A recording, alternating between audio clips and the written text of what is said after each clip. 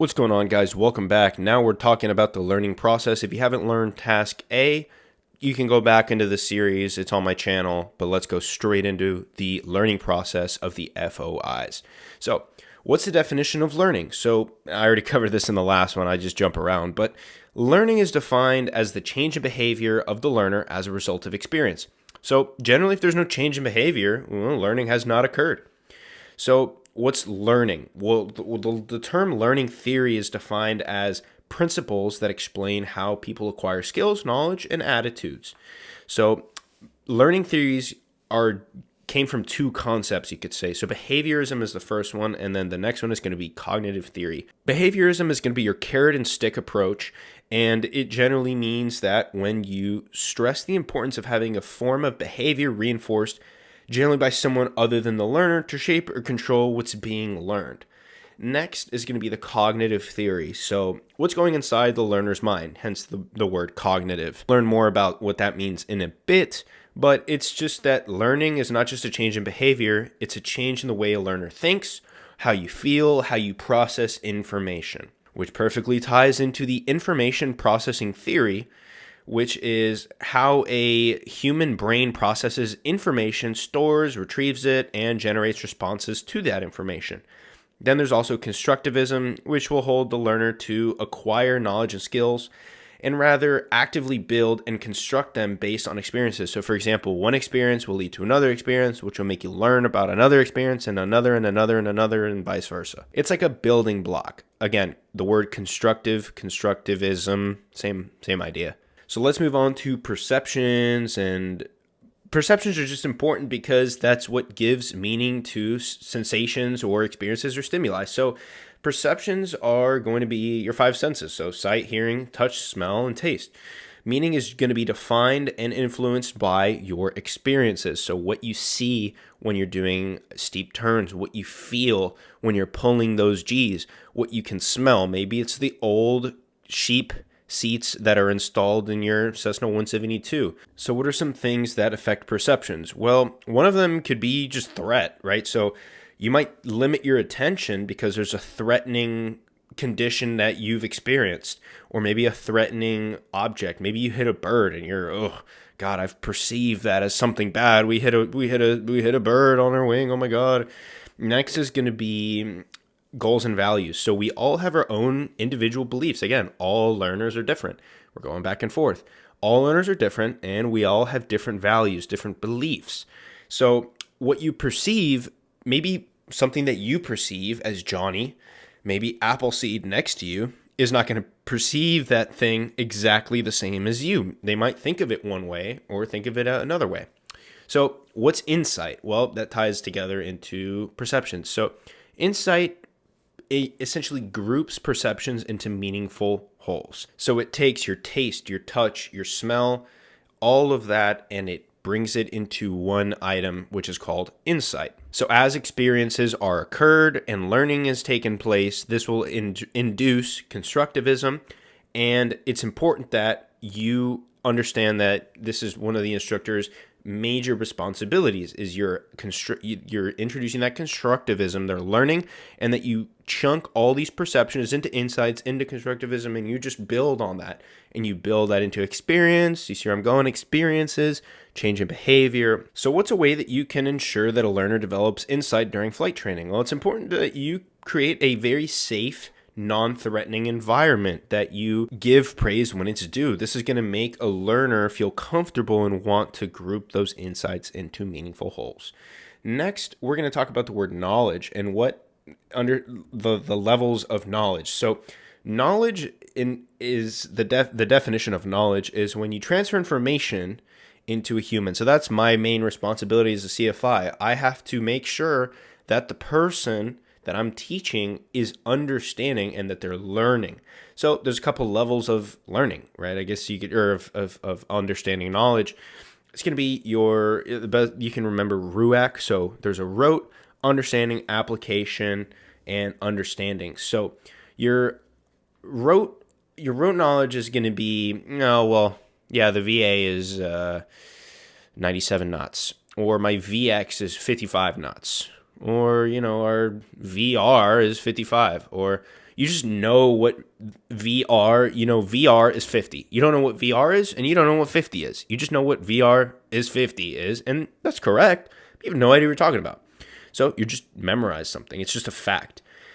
Next is going to be understanding. So understanding is going to be when you organize the knowledge and you formulate an understanding of what that means. Okay, I understand that when I rotate at 55 knots, and that's it. Next is application. So you can apply that knowledge. Okay, so when I'm full power and I'm going down that runway and I've achieved 55 knots on my airspeed indicator, if I pull back on that yoke, I'm going to rotate at 55. Rotate meaning I'm going to pull the yoke and pull the airplane off the ground and slowly introduce it into ground effect briefly to continue to climb away from the ground. That's applying the knowledge.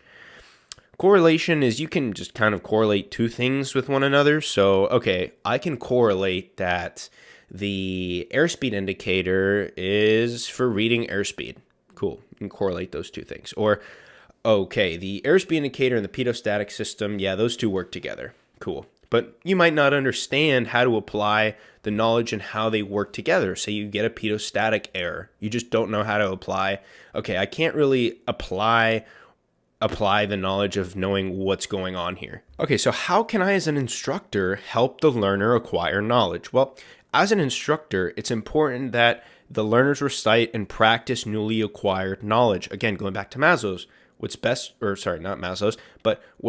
most recently practiced is best remembered. So what's best, we'll go into these theories here in a second, but exercise, the law of primacy, the law of intensity, law of effect. I think we haven't covered this quite yet. I think these are the principles of learning, but basically reciting new information. So if we do our power on stalls, it's important that we practice those leading up to our check ride, leading up to our flight instruction, that we chair fly, that we practice. Practice makes perfect. But it's important to remember that perfect practice makes perfect, not practice makes perfect, because you might practice something a million times and you're doing it wrong. Next is to probe your learner about something that you've taught them, maybe at the end of their lesson. So this is something that my instructor did for me that I will be doing for my students. Is we're going to sit down, we're going to brief, and I might ask them a couple questions. I'm not looking for perfection. I'm not looking even for a right answer. I'm just looking to see where they're at, right? An assessment. We'll get into that later as well. But let's just say, we don't have an ELT today. Can we fly? Oh, well, no. And I could tell they guessed. Well, how do you know? Well, maybe they could look it up. Maybe they could find it. Okay, cool. All right, let's go fly. And then we get back on the ground. And I'm like, hey, so were we able to fly today? Oh, yeah, we were. Okay, well, how do you know?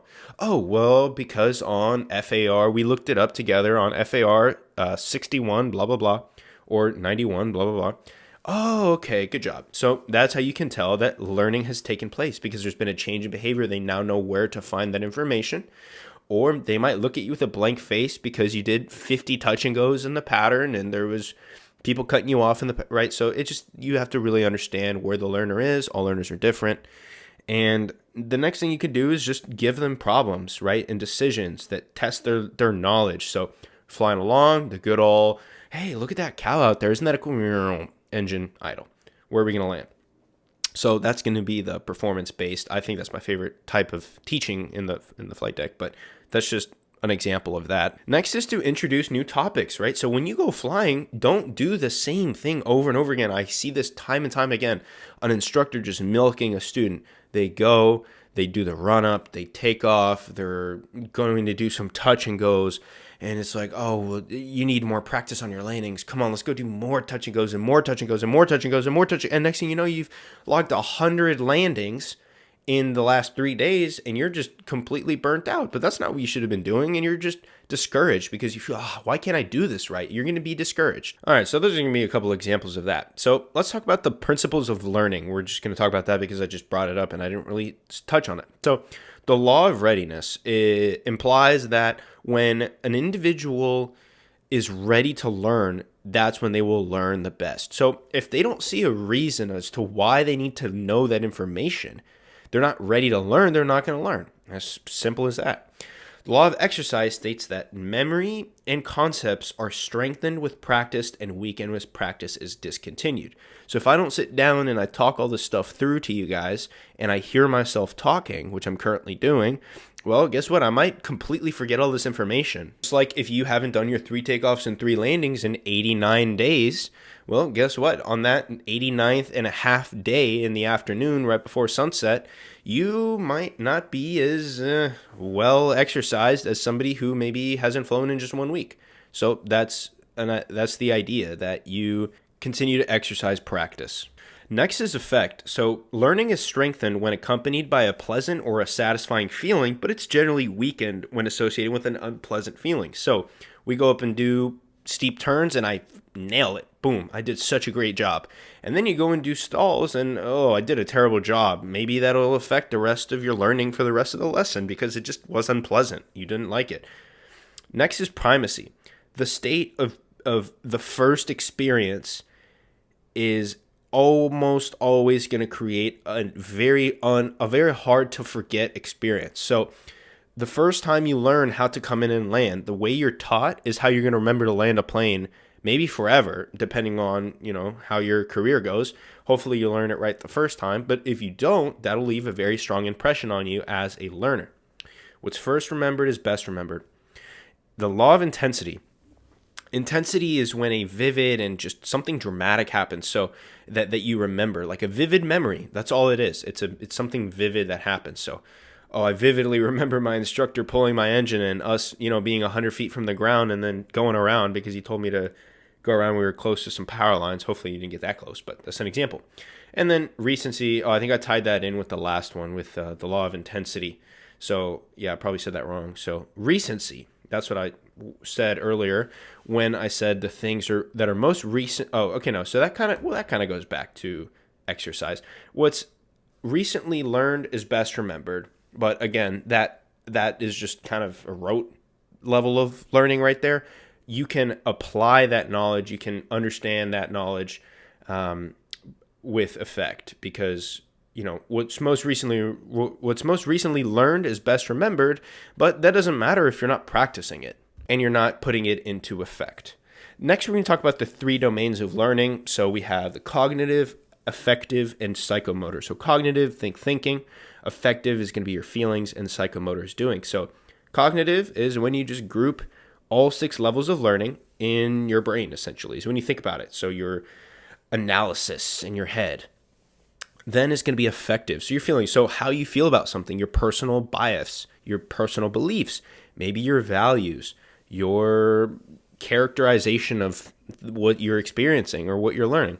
Next is going to be your psychomotor. So this is going to be how you do things. So psycho, you could think of with your hands, like doing said thing. All right, so let's talk about the 4 practical instructional levels of the psychomotor. So this is the most important in my opinion because the psychomotor is what you're actually going to be doing when you're flying versus there's other ones with the cognitive and all that. I don't think that matters as much. Personally, that's a subjective thing right there. But again, I'm AI, I'm a Yahoo on YouTube, and everything I'm saying is a joke and nothing is to be taken literally, and I'm literally lying about everything I say. So observation, limitation, practice, and habit. So observation is when the learner observes a experienced person that's performing a skill. So I'm observing my instructor who has 15 years of being in the sky. Imitation is when you attempt to copy what the person is doing under the eyes of the instructor. So I'm sitting here and I show them how to do something, and then I just want them to do it. And then that goes into practice. So when you, as the learner, try to specifically do that activity over and over again without the help of the instructor, it's just practice. Next is habit. So when the learner can essentially perform the skill in twice the time that it took, the expert to do it. So, they really have nailed it down. It's a habit. All right, so we're going to basically touch on the basic characteristics of learning. So it's going to be purposeful, experience, and multifaceted. So it's important that learning is unique for every individual because every past experience will affect the readiness to learn and the understanding of the requirements involved for every single maneuver, every single thing you learn. And learners will generally have an idea of what they want to do and achieve in life. So it has to be purposeful. Those are just basic characteristics, by the way. The next is going to be experience. So every learning experience will be different because not everything can be poured into the learner's head, and it's not always going to be experienced the same way through different people. Again, like I said earlier, perceptions and insights are not going to they're going to vary from person to person.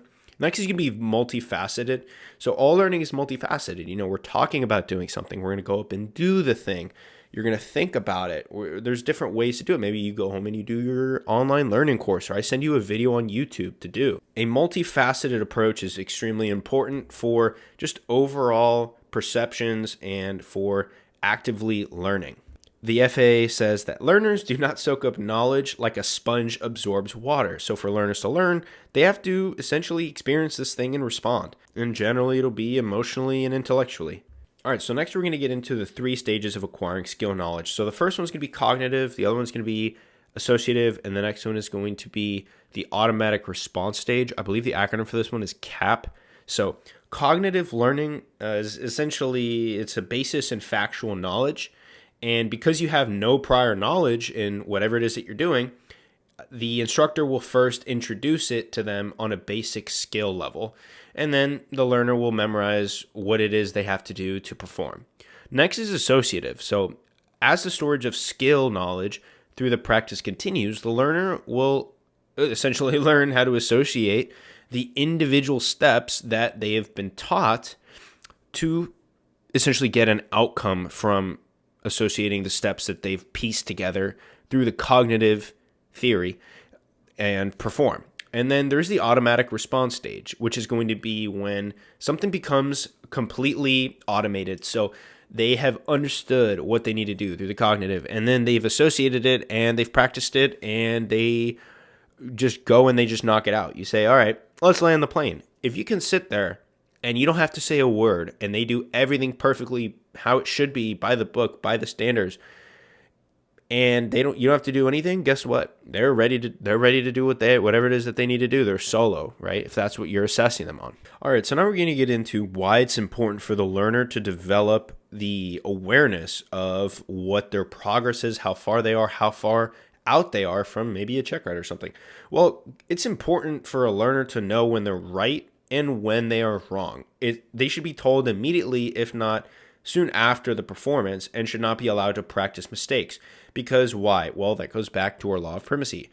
If you learn something wrong, then it'll be more difficult to unlearn the mistake rather than just learn it correctly the first time. And we're not perfect. We're not all going to do this said thing correctly every single time the first time.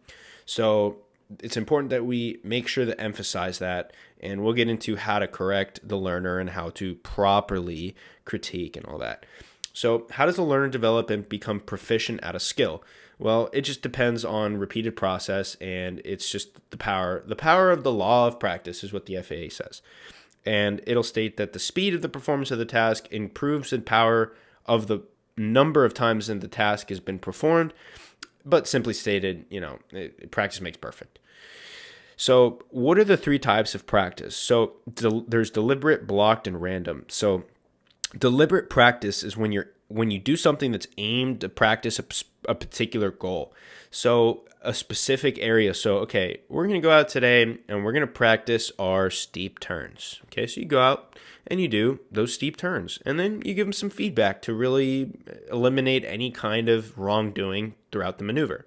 Next is blocked. So blocked practice is probably something I would try to avoid, but again, I'm just AI. I don't know what I'm talking about. I don't exist. Practicing the same drill until the movement becomes automatic. Now, this can be beneficial to some. Don't get me wrong. Maybe you need to practice your power off 180s 15 times the night before your check ride. Maybe you don't, right? So practicing the same drill over and over, and you're blocking any other thing from happening until you learn. So again, this could be better short term for some people. Maybe it could be worse, but it could also be better long term, and usually, worse long term, short term. I don't know, it just varies from learner to learner. But the instructor could also be fooled to thinking that maybe somebody really knows how to do something when really they just practiced it 50 times and they did it right the 49th and 50th time, and they weren't able to do it all the other times.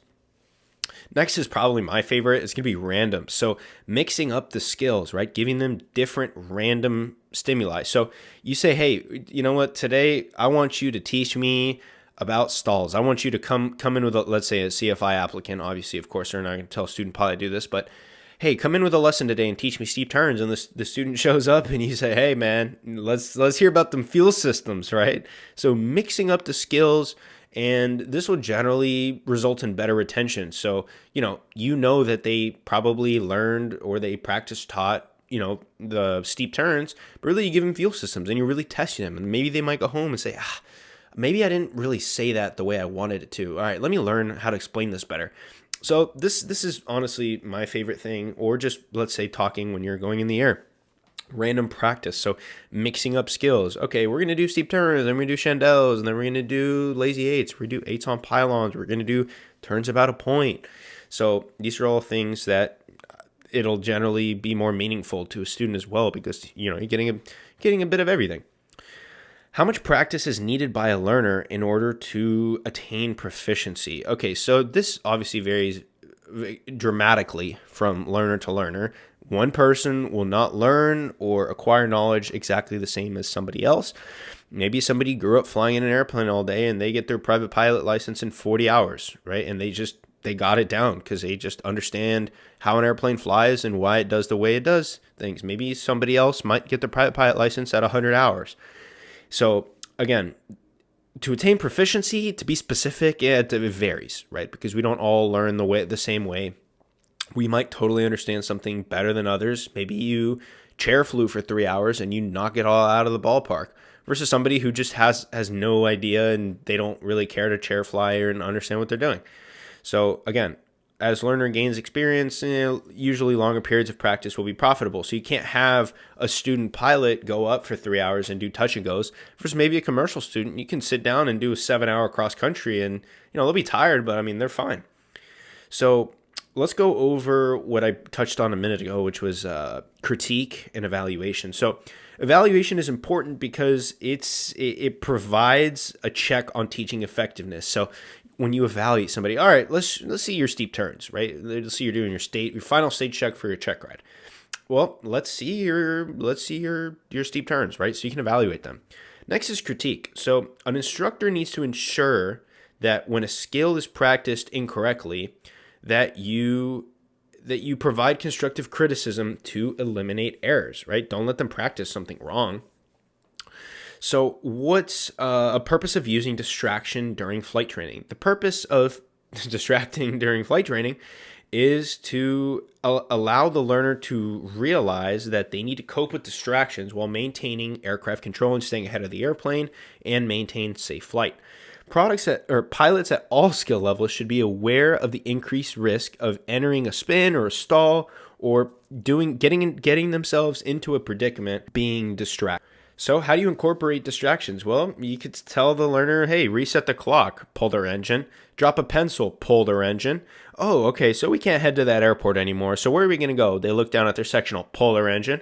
Ask the learner to compute the aircraft's, ground speed. Oh, what's our ground speed? And they're looking for it, which screen to see it on, pull their engine, right? So these are all ideas of instruction. I'm joking, by the way. Don't actually do that every single time you do that. That's probably pretty horrible and terrifying. I wouldn't like that. Maybe do it once or twice and every so often. You can't really have them expecting everything.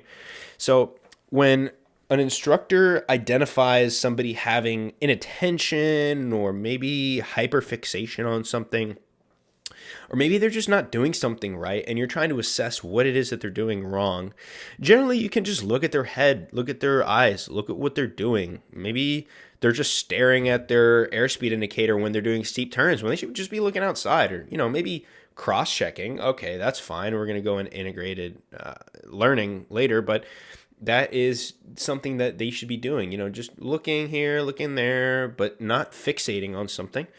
And inattention, again, this could come back to fatigue. This could come back to stress.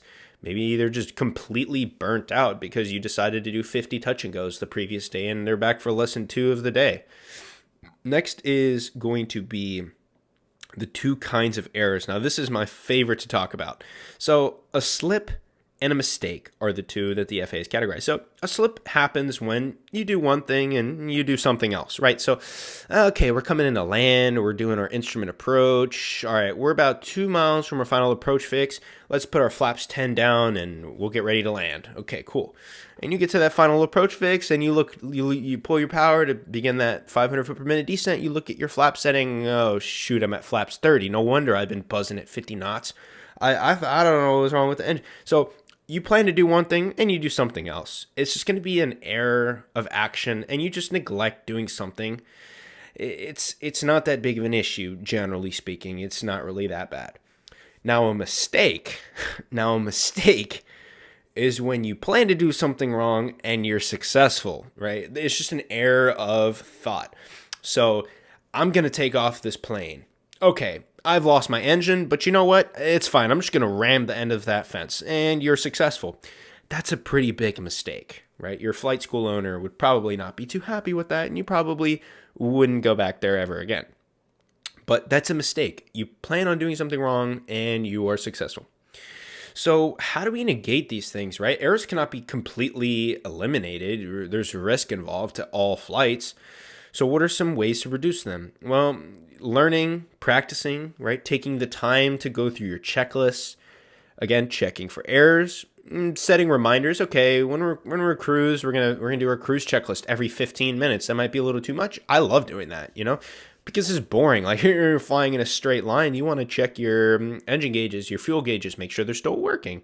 You might look over there and read 0. Okay, do we actually have 0 fuel? Do we need to make an emergency? You never know. You might be distracted because you're listening to the new Travis Scott album on your Bluetooth headphones and you've been ignoring your instructor for the past 15 minutes who's been screaming at you about what you should do. So how can errors be a valuable learning experience? Well, when you make an error, it's useful to ask the learner why the error happened and could be done differently to explain how it could happen again in the future. So one video I saw on YouTube is really valuable. There was a student pilot flying with an instructor and they started to experience carb icing. Well, the instructor didn't say anything and he just let the student make the mistake, right? Sometimes it's okay to do that. Now, missing a call on a radio frequency or something that could be detrimental or a factor of safety, you probably don't want to do that. But something simple like, okay, a little bit of carb icing, it's not that bad. Like I'm watching it, like it's completely in my control. Okay, well, that's understandable, but just let them make the mistake sometime and just let them learn from that mistake.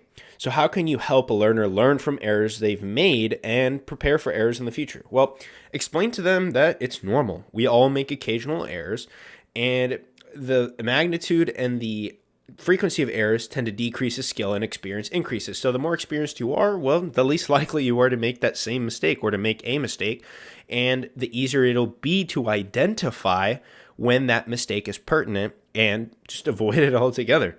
All right, so we're going to go into memory because this has to do with learning. So what are the 3 types of memory? It can be sensory, short-term, long-term. So sensory is defined as receiving the input from an environment according to an individual's preconceived concept of what is important. So this information will then be sent to short-term memory. So what's happening? Sensory memory, you can think of it, okay, we're flying right now and our airspeed is reading 100 and we're at 2200 RPMs. Okay, so that information will go to your short-term memory and, it might rapidly fade, but hopefully it'll go into your long-term memory, right? And then you'll remember always, okay, this power setting will always give me 100 knots. So long-term memory is going to be that permanent storage, something you'll remember for the rest of your life.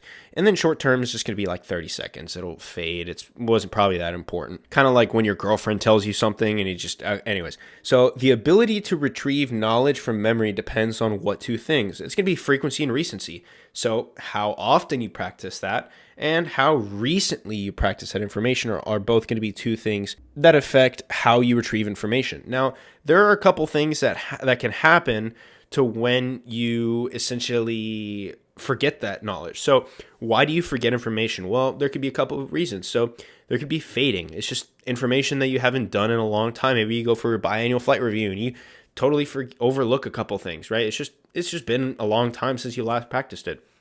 Next is going to be interference. So maybe you just forget something because something has happened and you're just completely distracted and it's interfered with your ability to retrieve that knowledge. Next is going to be retrieval failure. So just the complete inability to retrieve information. Next is going to be repression or suppression. So like we talked earlier, when you just completely shove that thought to the back of your head because it's too scary to think about and you just don't want to remember something. It's intentional, or sorry, it's not intentional, but it's just a natural defense mechanism that comes from the brain. So what will emphasize the retention of learning? So the first thing is going to be praise. Praise will stimulate learning remembering. Well, learning and remembering, because absence of this will generally discourage remembering. So, oh, good job on that steep turn. Do it every single time like that. I love that. And you're going to feel good. You're going to be like, yeah, I really did a good job. Versus when you just like, okay, let's do the next maneuver. Okay, well, was that good? Was that bad? I don't know. And then the next thing is going to be association. So recall is promoted by association. So associating that principle of learning with whatever it is that you're doing. Then attitudes. So favorable attitudes will generally aid in retention. So people will learn and remember what they generally wish to know. And then repetition. So meaningful repetitions aids recall, but it doesn't always guarantee retention of how to do something properly. So it's important that you practice things. All right, so that's going to be it for task B. Stay tuned for the next video. It's coming out now. I'm going to skip a couple of them, but we're going to briefly touch on a couple of the tasks, things that I personally find important. So if you made it this far, stick around. We're not done here. We're going to go over the Task C, course development, lesson plans, classroom training techniques that I think are important, and then we'll end this video off with the next one. So if you stuck around, thank you so much. You deserve this knowledge.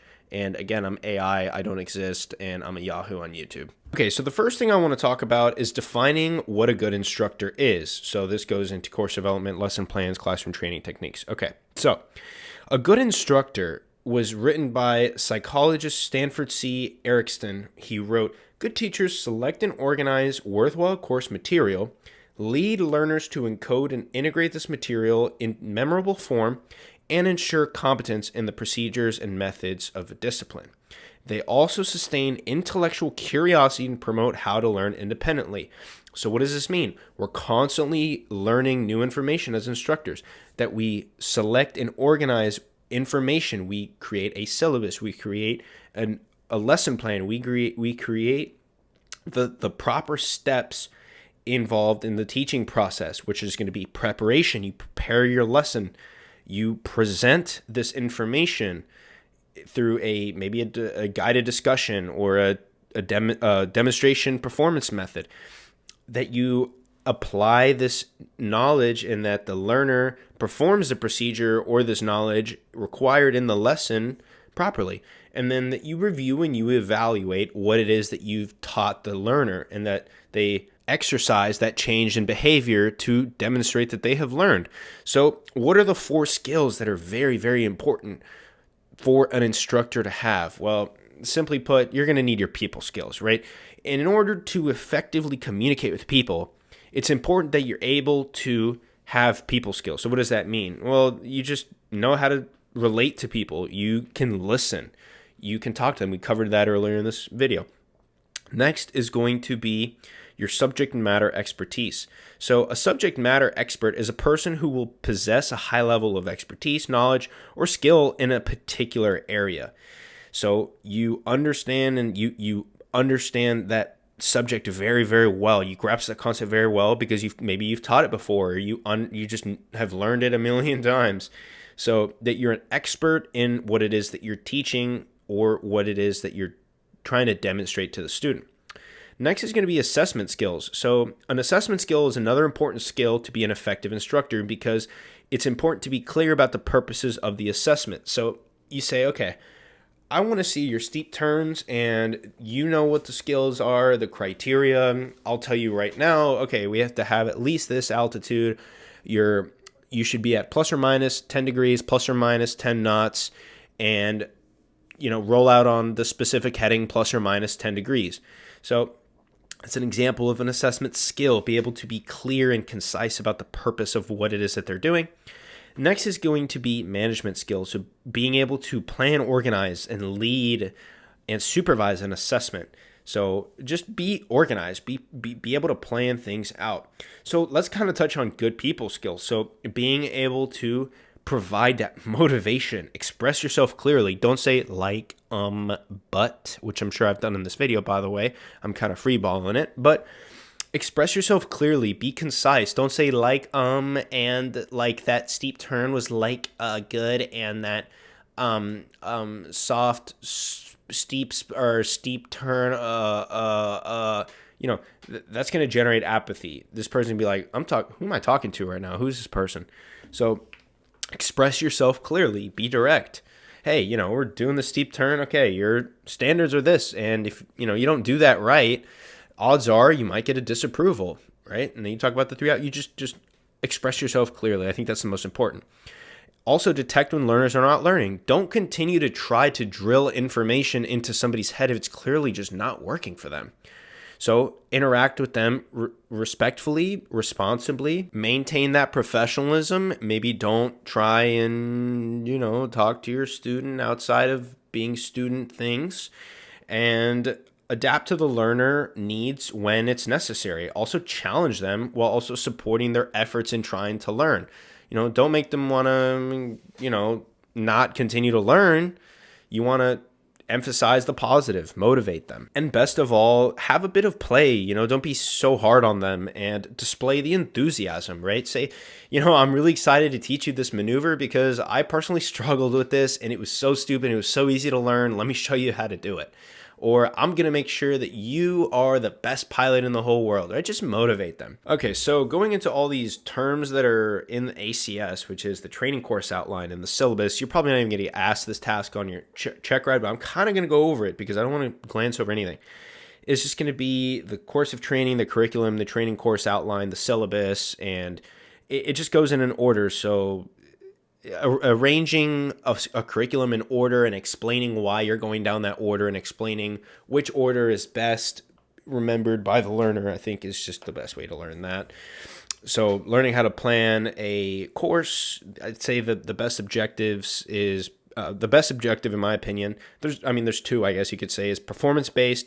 So it'll generally be the description of a skill or behavior and criteria, and then that'll be your ACS standards type of performance, I guess you could say, and then decision-based objectives. So just when you facilitate a higher level of learning there, or of thinking, high-order thinking skills, we'll get into that later, it's just when, you're given a situation and you have to act on your knowledge in that decision-making, that ADM, aeronautical decision-making, risk management style of demonstrating your ability.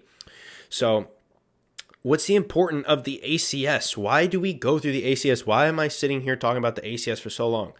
Well, the ACS documents are important in the aviation training curriculum because they supply me or you as an instructor with the performance objectives based on the standards for the issuance of a particular aviation certificate or rating. So that is why the ACS is important. It's important to remember as an instructor too, that you don't use the ACS as a syllabus. You don't pull out the syllabus and go, or the ACS and go, okay, well, steep turns, it says this, and this. All right, we're going to do this. Come on, let's do it. No, you have to explain why we have to learn this, how we're going to do it. You have to break it down, chunk to chunk, piece to piece. Don't go off the ACS. It's not a training tool. It's a supplement, essentially, is how the FAA has defined it. Although I know there's some flight schools out there that don't see it that way. Okay, so the traditional organization of a lesson will consist of a couple things: attention, motivation, and overview. So you want to gain the learner's attention. Okay, so I'm going to show you this video right here. Yeah, you see that guy who almost landed on that other guy? Yeah, so that's why this is going to be important. So today, I'm gonna give you a couple reasons as to why you don't want to do that. Well, why could you maybe not want to land on another plane? Well, odds are you'll never fly another plane again. And if you're able to walk after that and make a safe landing, which by the way is a landing you can walk away from, odds are the FAA probably won't let you touch another airplane for the rest of your life. So that might be motivation, right? You don't want to induce fear on a student, but it's just something that came to mind. And then give an overall clear and concise presentation of what you're going to cover throughout that lesson. All right, so there's a couple types of lessons. So you could lecture. This is going to be your college-themed kind of teaching. So there's somebody standing there and they're just lecturing. They're standing there and they're talking to a group of people. Your discussion method is going to be kind of like a short lecture, and then it's followed up by a learner, teacher, instructor, whatever conversation. So you're discussing what has just been taught throughout that lecture. You're discussing, so discussion. Then a guided discussion method. So it's generally when your instructor will participate only as necessary to keep the group focused on the subject. So it's a discussion that's guided. I mean, it's so self-explanatory. Problem-based learning. So the instructor will give the learner a problem and then basically force them to learn the real world problem or solutions to that problem. And then the next one is going to be e-learning. This is what most people do for their ground stuff. E-learning, that's a way of presenting instructional material, right? So as an instructor, I could say, hey, go use Kings, or maybe you just know to use Kings and you use Kings. And then there's going to be the demonstration performance method. So this is going to be more or less in the air. So this is going to be your monkey see, monkey do. The instructor does, learner does, tries to attempt that activity. Then there's the drill and practice method. So it's based on the principle that connections are strengthened with practice. All right, so we're going to go over when the use of instructional aids are appropriate. So instructional aids are appropriate when in long segments of a technical discussion or when something's complex and you're really trying to break it down. So it'd be very difficult for me to explain spins, aerodynamics, how an airplane flies without having a paper or a little model aircraft to show you exactly what the plane is going to do and how it's going to perform when explaining something to a new student. To also kind of help the student form a visual idea of what's going to happen, a visual image. And sometimes a learner might be completely puzzled by an explanation or a description of something if you didn't give that visual aid to kind of help you explain what it is that you're talking about. An instructional aid will be helpful in the student's learning because it'll hold the attention, right? You have a little model aircraft. Oh, that's so cool. I'm going to pay attention. And it'll also help the knowledge and the retention and also give the student the ability to learn because 75% of people are best, or 75% of people learn best visually, as so the FAA has stated in the Aviation Instructor's Handbook. All right, so there's a couple types of problem-based instruction. So there's scenario-based training, SBT, is training when you're structured in a kind of a script of a real-world experience. So scenario-based, okay, we're in our multi-engine aircraft and we lose our engine on takeoff, right? That's a scenario-based. Collaborative problem solving is when generally two or more people will work together to solve a problem. Something you could use here is a case study. So somebody that maybe experienced something and they live to tell the story, and you can learn from that to not make those mistakes. So what are some good characteristics of a good scenario? Well, generally it won't have a correct answer. There also isn't an obvious answer. Maybe you can land on this field. Oh, but you know what? Another answer could be you could land on that field if something happens. Generally, the idea, it should not promote errors, and it should boost that situational awareness and opportunity for aeronautical decision-making and risk management. We're going to go over what a lesson plan is. So a lesson plan is an outline for an instructional period, and it'll kind of give you a necessary guide for what the instructor has to tell and do, and in a way to order it. And it's a procedure when it's used to teach the material of a lesson and organize. It's a way to organize thoughts.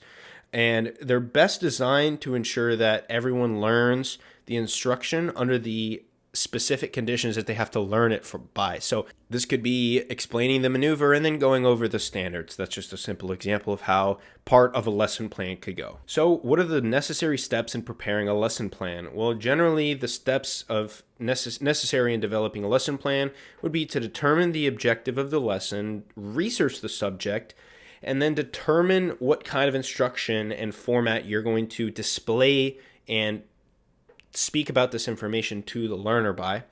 and then decide how to organize all of those thoughts and the lesson together, and select a suitable material to kind of help you run through it. So let's say you're going over the private pilot. You could just use the Aviation Flying Handbook and the Private Pilot ACS. And then training aids, maybe a little mini airplane, maybe use a whiteboard. And then write the whole lesson plan, outline how it's going to go. All right, so that is going to be it. So we're done with this video. We're going to move on to the next one. It's going to be the next topic, which is going to be student evaluation, assessment, and testing. And we'll just go through the entire thing and go through the most important bullet points. I don't want to waste your time. Let's continue on. I'll see you guys in the next video. Peace.